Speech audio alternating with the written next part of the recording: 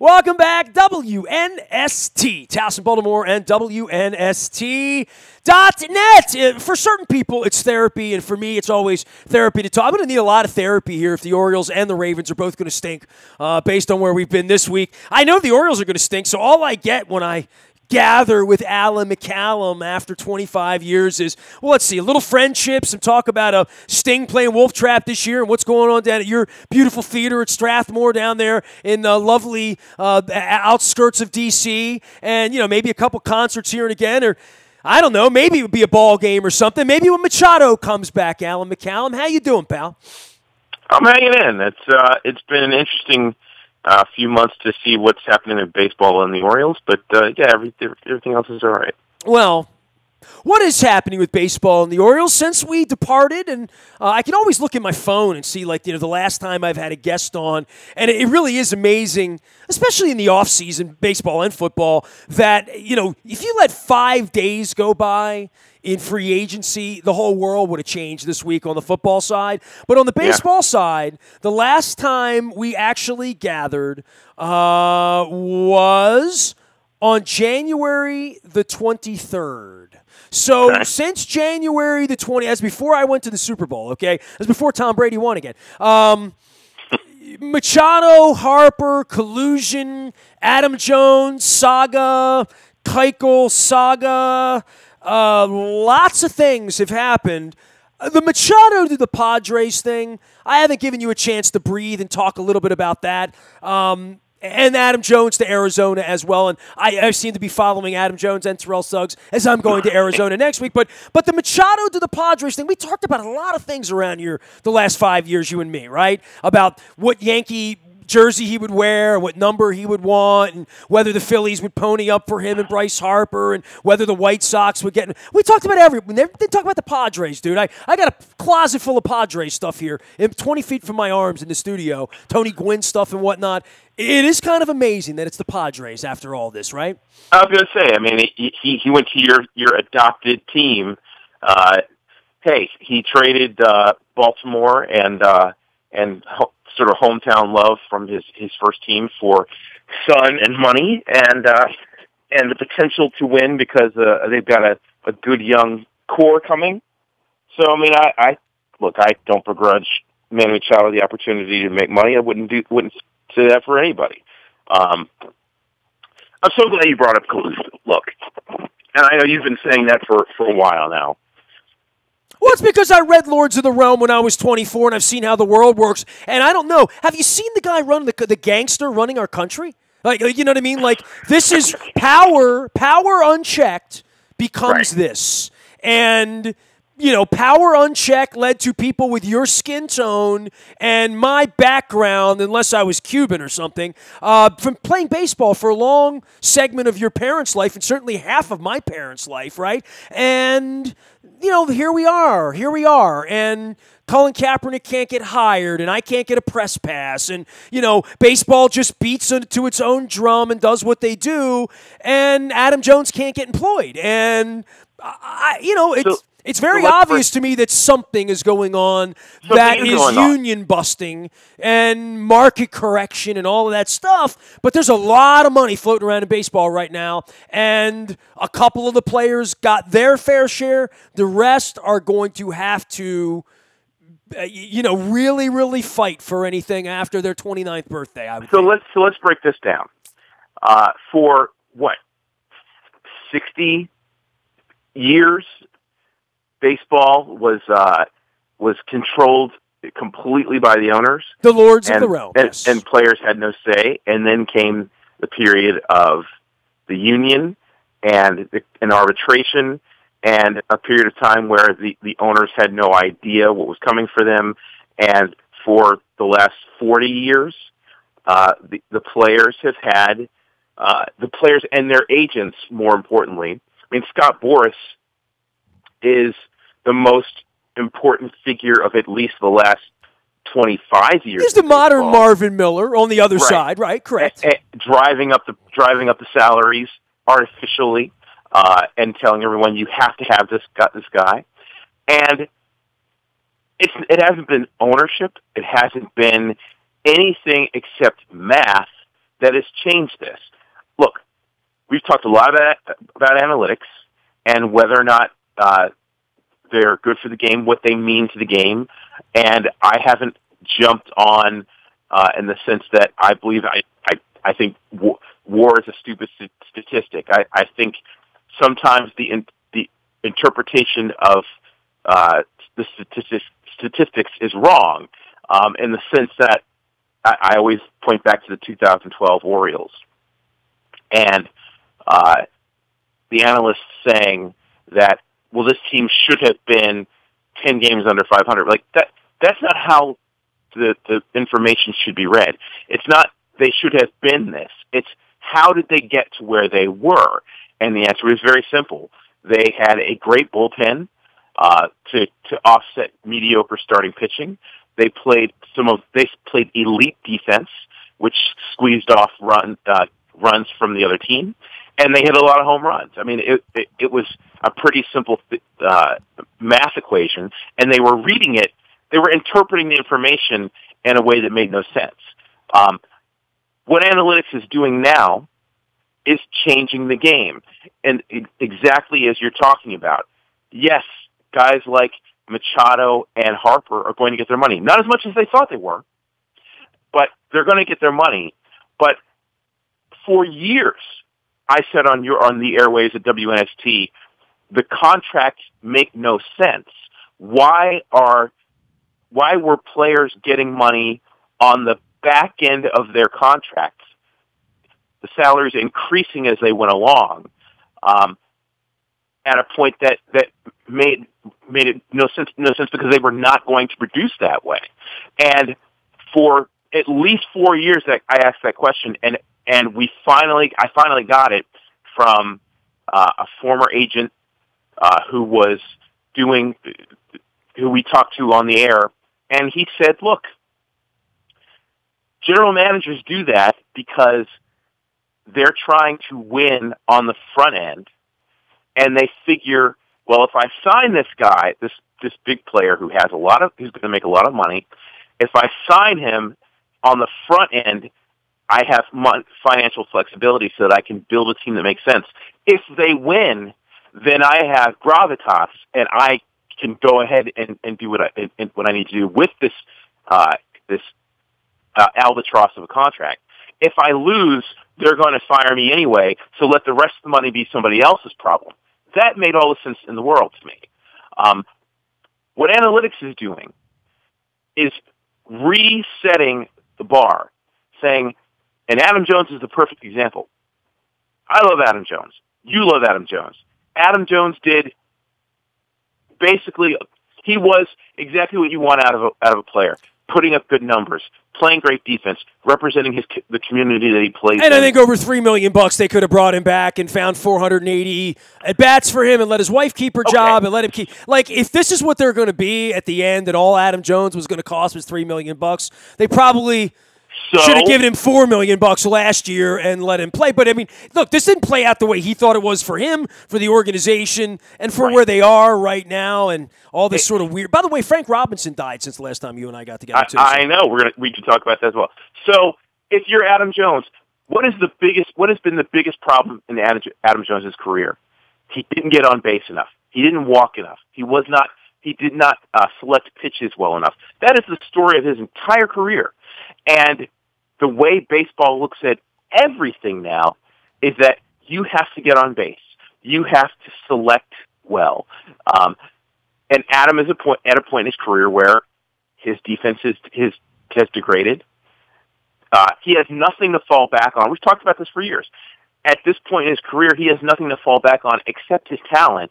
And as his talent diminishes, the market looks at him, the analysts look at him and say, his value, and it's all about value, does not make him a player that's worth spending that kind of money on. Why would you anchor yourself to a player like that?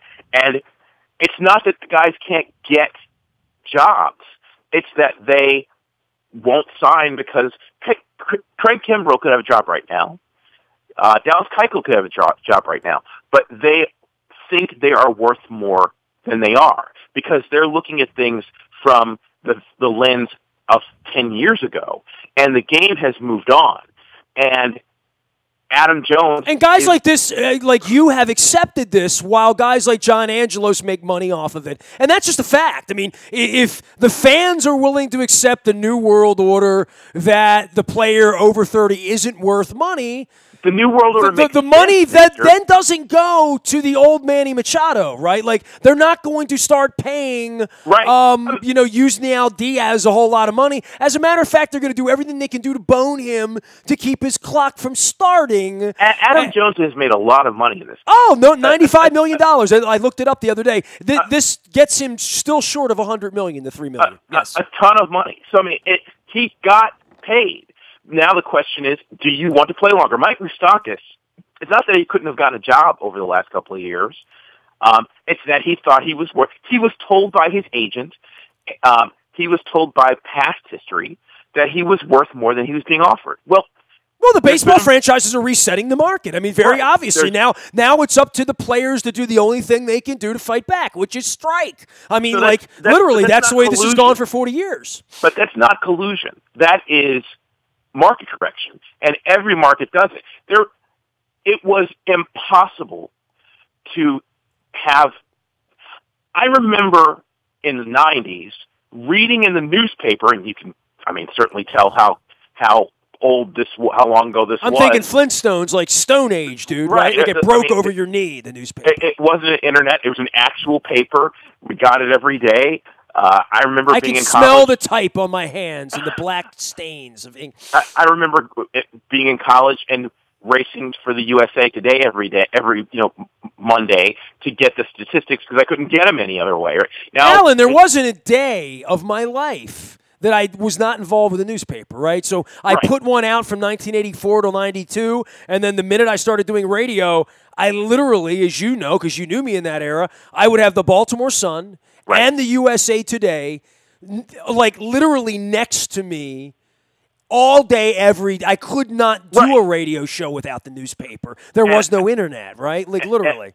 And I remember reading who's going to be the first $10 million player in the game. And the summation, well, it has to be Ken Griffey Jr. That wasn't 50 years ago. That was the other day. And now players are making $35 million a year. It was impossible for. Where do you think all those $9 beers go, dude? Your tickets were $12 back then, and now they're $24, right? Or more. And it was insanity to believe that the market was going to continue to escalate to a point. Well, the real donut here were the TV deals, dude, and the real donut in that was that the owners have made a lot of money the last 15 years by owning the television rights at a time where cable networks, the Yes Network, those things created money, and now they're going to have to figure out the next nipple.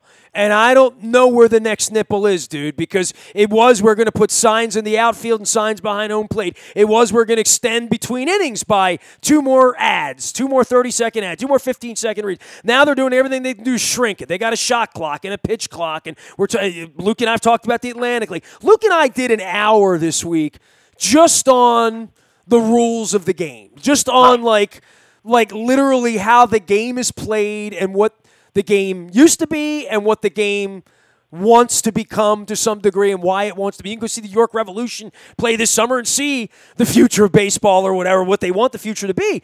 I am still at the point where they're going to be really bad here for a couple of years, and what are they going to do to get people like me who love baseball to give them money, which is really hard. It'd be very easy for them to get, you know what, if they want my money, Alan, give me and you our press passes back. Give the Venezuelan and the black guy their press passes back and let us come and cover the team again. Or otherwise, I'm not gonna cover the team. I'm not going to be subjected to 4 hours of Rick Dempsey and Tom Davis and Mike Bordick this summer when the team's 11-31. I'm not going to allow myself to be. That's why I'm doing Baltimore Positive, because I need something to focus on that isn't 100 losses this year. And I mean, they haven't put the spring training games on, Alan. I mean, I grow increasingly more frustrated with them every day, but there's people like me and everyone I know who doesn't give them money, or people like you who give them less money than you used to, right? Like you go less, you spend less as a consumer. Am I right or am I wrong about that? No, that's true, and that is more a function of your life. Life. I'm not looking for a reason. I'm just saying everyone in our audience, almost everyone, other than Ed Lauer, and I mean, I can think of a handful of people that still go down there as much, if not more, than they've ever gone. Don Moeller goes and buys tickets. Ken and Meg still go at 10, 15. They go more than that. I mean, my friends that live in the neighborhood, they love going. It's what they do. But there's so far less of that. And in order to change that, I don't know what they're going to do, man, because it's not going to be what happens on the field. It's not going to be the excitement of the broadcast. Marty Conway and I've talked about when the battle drums come about the future of the franchise and the lease, which is up in 3 years. What happens then? This is a really sticky time. And by the way, you've seen the Ravens this week, Alan, and I know you're on the periphery of football, but you've seen that the Ravens have broken the entire band up, right? So it looks like both of these teams are going to be going through something. The Ravens' lows aren't usually as low as the baseball team, and certainly we're already 115 losses into this. I am really, really concerned about who's going to listen to my show about sports, talk about sports, care about sports, think about sports, or spend money on sports when both of these owners, now I'll throw Bisciotti in there because he's hibernating, that they have decided that they can just do this by proxy, that it's just at some point somebody will fix the city and people will start coming back again. And it's really pissing me off, Alan. Hence, Baltimore positive. So look, sports is going through, it is. Sports is going through the data and information age, and it changes the game. Look, baseball, in my opinion, is more boring from an analytical standpoint than it was when it was played differently. Analytics has changed the way the game is played. But on the other side, the part that you're complaining about, I think makes far more sense. Why does Chris Davis? Why is he continuing to make money? I mean, the Orioles were not bidding against anybody, and they gave him a ridiculous contract that I think everybody saw coming.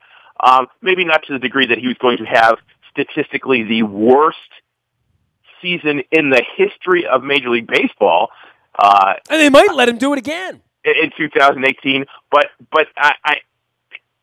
I think the league knew that he wasn't the guy to take a flyer on. So I mean, Manny Machado is. I saw this thing. A famous reporter asking why are Machado and Harper not signed? This is ridiculous. It wasn't that nobody was going to give him the contract. Manny Machado is an elite player. Manny Machado is one of the great players in the game. But Manny Machado is a player who is seen as a bad guy, is seen by the league, is seen by, literally said, the summer before, or in the fall before he became a free agent. During the World Series. That he wasn't going to hustle. I mean, how do you bring that guy to Philly, although they tried? If you're the Yankees, and maybe the George Steinbrenner Yankees. I don't even think. Well, George Bryce Harper's going to bring a parade to D.C. in Philly. I saw that. Right. I mean, he hampered himself in that way. And as much as people talked about, shortstop will make him more valuable, Manny Machado made his name as a third baseman, as being one of the great third basemen in the game. So that was, I think, part of the hindrance too. So the reason which plays into him being a knucklehead, and whether you want his knucklehead to be your knucklehead, and look, I mean, he exhibits zero leadership skills. So, and I told you for 3 seasons that as great a player as he is, as much as he means to Baltimore, I wouldn't give him that money. I told you that 3 years ago. Because because to give someone a generational contract like that, they can't just be a great player. They have to be a great leader. They have to bring players to your organization. They have to exist well in your community. Not after being supported by your community, badmouth the team. But by the way, yeah, and we saw that too. This week, I want to throw a little football at you, Alan. This week, Odell Beckham went to Cleveland, and now everybody's betting on them to win the Super Bowl. Antonio Brown went to Oakland. And right. Le'Veon Bell went to the New York Jets. And I said to my wife, and I always love to bring my wife up in the show because it's part of the fun here. I said to her, what do Cleveland, Oakland, and the New York Jets have in common? And Alan, she knows more about football than you do. They lose. They lose. She's got an L on her head. She's running in the studio because she hears me talk. They lose. That's what they do. They're losers. Right. And what did the San Diego Padres do, by the way? San Diego's done a lot Can of I get my losing. Tony Gwynn jersey while I'm going to wear my Gwynn jersey for the rest of this. No offense to Hammer Nails, my lovely sponsor at Owings Mills, who cuts hair. And by the way, I'm sending you in to Hammer Nails to get your hair cut. That's what I'm going to do, Alan. You live on that side of town. Last time I had breakfast with you is right there, 3 doors down. So I got my Tony Gwynn jersey on. It looks a little bit strangely like a Manny Machado jersey, doesn't it? A little bit. Oh, no, it doesn't because it says Hall of Famer on the back. It says I hustle on the back. Right. So, so why would you give that guy $450 million? And I think that was hard to swallow because no matter what he did, he was Manny Machado and was going to make the money. Bryce Harper is a great player. Bryce Harper's not as great a player as he thinks he is. Bryce Harper has had one elite Hall of Fame season. He had a second great season. The rest of his years, you look at his numbers, he's a good player. He's a pretty good player. He's an above-average player. And those numbers aren't Hall of Fame. Can he be that player? Of course he can. Is he one of the few people that can reach that stratosphere? Probably. Has he done that enough to warrant the kind of contract he was trying to get? No. No, not at all. And that's so they didn't wait to get signed because no one offered them a contract. I mean, the White Sox did everything they could except basically promised Manny Machado a child to get him. But he didn't want to play there, and he was waiting for. Both of these guys were waiting for the Yankees and the Dodgers. The Dodgers had Manny, didn't want him. I mean, did you hear any news about Manny Machado and the Dodgers trying to court him to get him back? Well, I mean, again, it speaks to Odell Beckham, Antonio Brown, and Le'Veon Bell. Would the Ravens want them? Maybe. Right. Would the Ravens want them for 1 year at $10 million or $12? Sure. Would they would take them on?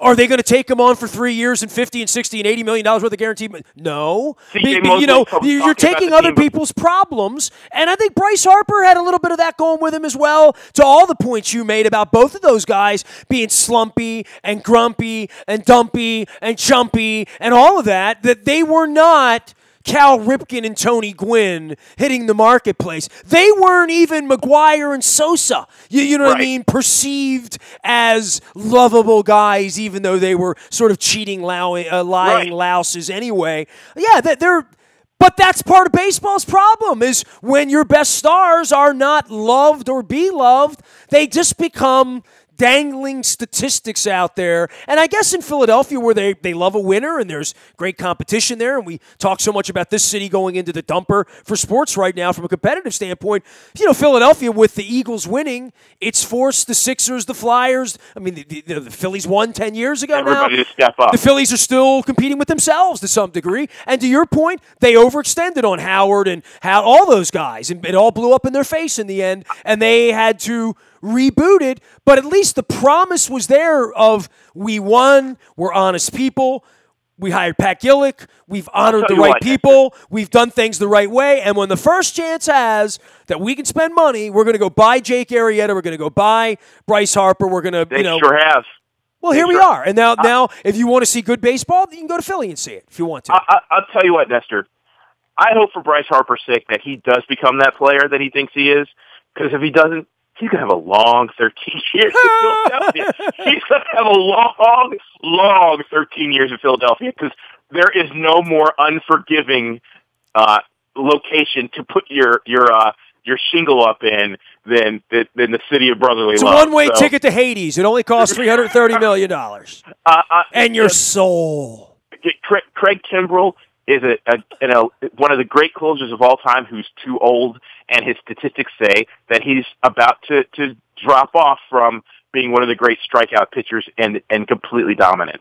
And Dallas Keuchel won the Cy Young a few years ago, but if you look at, he's not a swing and miss guy, and he's already shown that he's regressing, and teams don't want to give a guy who on the back end of his career is not going to be as pinpoint, as successful, a couple $100 million. I mean, I'm sorry. I keep hearing people say that from a collusion standpoint that baseball is doing some wrong things, but everything that's happened makes sense. It just does. And players and probably more important, their agents are slow to understand that the game is changing and people are not getting the Emeritus Award on the back end of their career for all that they've done going into another city. I mean, that has changed. And I think that in the long run, once they understand it, that it will change. Look, if there's anything that I learned from Lords of the Realm, and I know you reference that a lot, it's one of the most eye-opening books, certainly about something that I love that I've ever read. The most honest way to do it is just to have a true free market. Everybody's a free agent, and then your value is truly assessed. And the players union never wanted that. The players don't want it, and it would be insane for the. And dude, let me tell you what. And I've railed about this as long as I've known you, 25 years, and they've had opportunities. They had a real opportunity to create a fair salary structure in baseball. Steinbrenner didn't want to have at it. You know, the Lords couldn't get along with the Lords. It was always owners not agreeing with owners that began all of this. And the NFL, you know, was 28 at that point. They would say 28 Republicans all acting as socialists, literally to get together to have a league 50 years later so Green Bay can compete, so that the Rams and the Giants don't just buy the best players every year, or the richest owner in the case of the Cowboys would just come in and have a $400 million payroll because he had more money than everybody else, the way the Yankees and the Red Sox have every day of our lives, right? So all of that has gone on, and whatever benefit baseball would have benefited, the players would have benefited. Absolutely. If Tampa Bay had to spend $110 million every year, and San Diego had, they all would have made more money. They all would have had more stability. They all would have been more competitive. They all would have been closer to being 81-81 every year. All of the games would have been more fair every day, instead of having someone playing Tampa or Oakland or, these places where it's not, you bring a knife to a gunfight. And baseball has always had it wrong by having the balance structure out of whack. And, it might wind up costing us our franchise here at some point. You're talking about socialist ideas and people getting behind things to make the collective better. And human nature is tribal.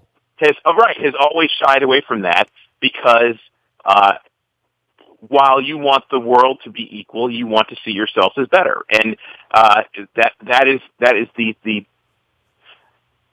bugaboo, I guess, of the human existence, that we're always fighting against ourselves in terms of how to make the collective life better. And it's ironic about baseball because I've always believed that baseball is the ultimate team sport played on an individual level. I mean, everything that happens. Pitcher throwing to the batter, player making the play. It all happens on an individual level, but everything that happens in a team dynamic. Nobody can do anything by themselves. A pitcher can't record it out in the outfield. Yes, a hitter can drive in a run by hitting the ball out of the ballpark, but that ball has to be thrown by someone. And you do better if there are other players on base.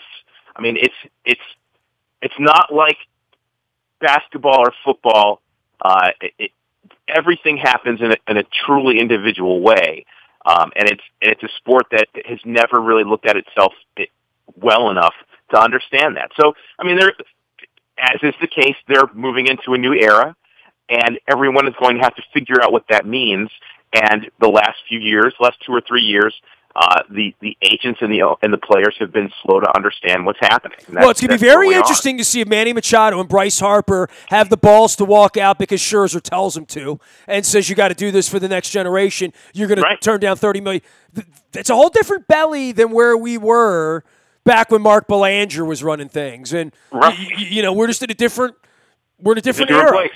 So the Orioles. I mean, what are they going to be this year? Not very good. They're having an interesting spring.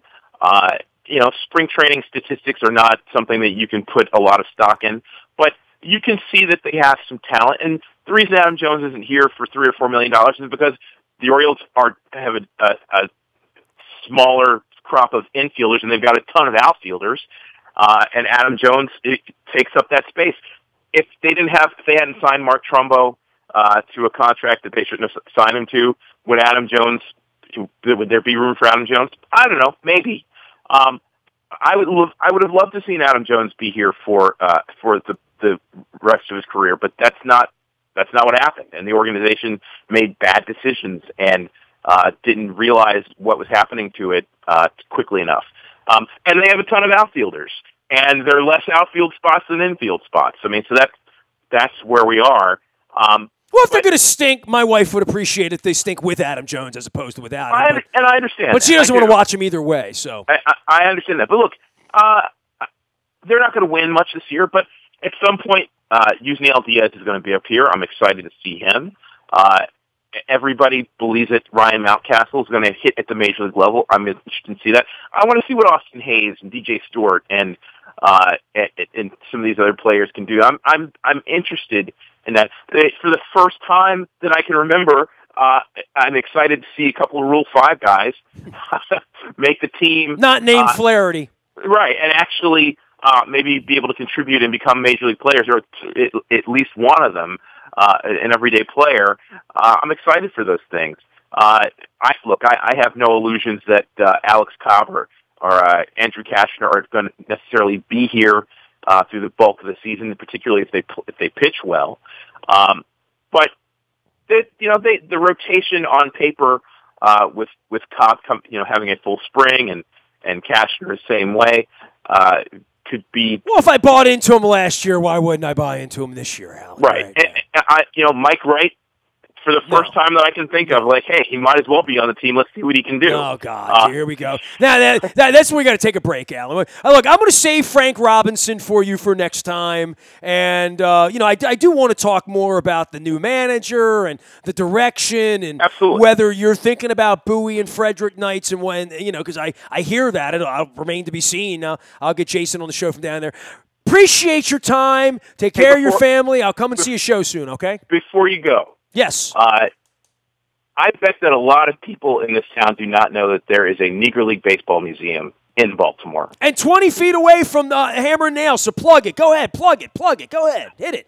Hubert Burt Simmons was born in 1924 and played in the Negro Leagues during his life. There is a museum that bears his name in the Owings Mills branch of the Baltimore County Public Library. The Hubert V. Simmons Negro League Baseball Museum that heralds Negro League Baseball, particularly through the lens of Baltimore.